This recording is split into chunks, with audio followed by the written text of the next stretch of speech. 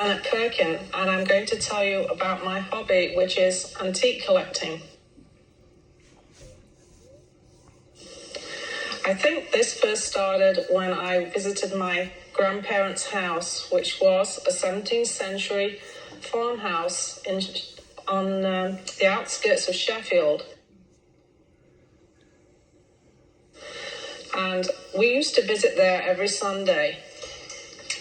And I'm going to tell you what the inside of the house was like compared with what we live in today. First of all, the kitchen itself had no electricity. They had to cook on a black leaded stove with the heat of coal from the fire.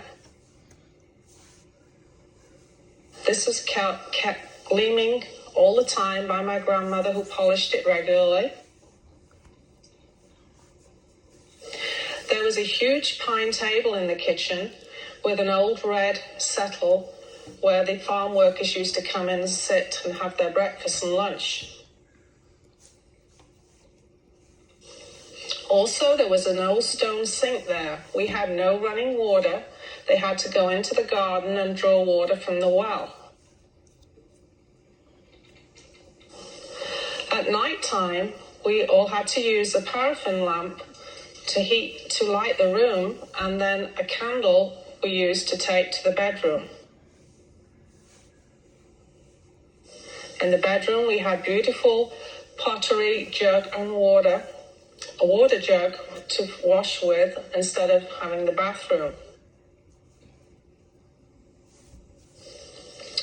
Later on, when my grandparents died, I attended the auction where unfortunately everything was auctioned to the general public, and so many of the things were lost to the family.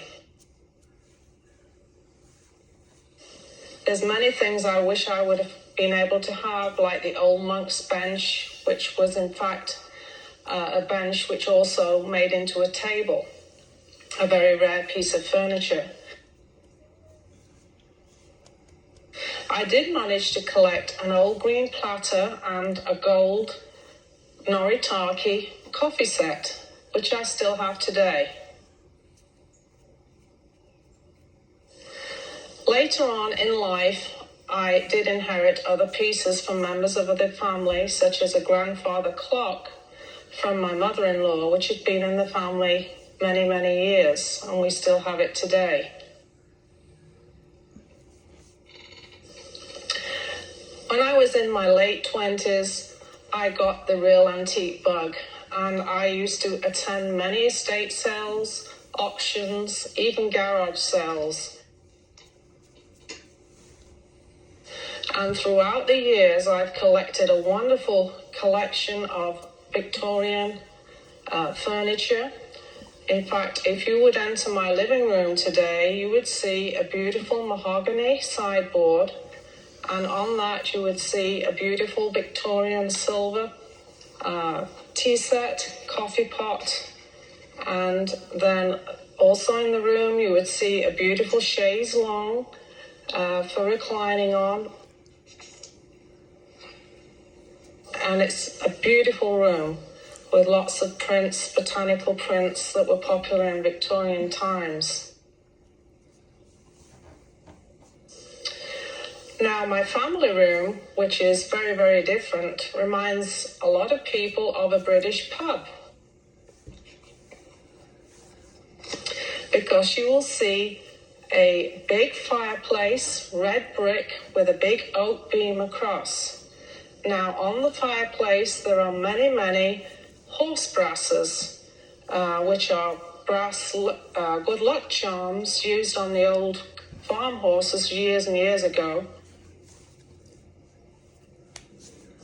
These adorn the mantelpiece with many brass candlesticks, miners' lamps from the old coal mines, and also brass rail lamps.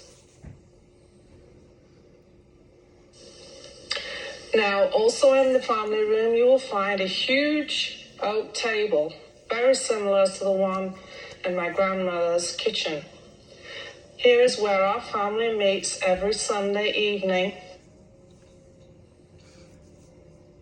we try and keep the same tradition that we had in my grandmother's time of meeting on Sunday evening and having a family meal together. In fact, you'll also find a beautiful Welsh dresser there with many, many pieces of blue and white china.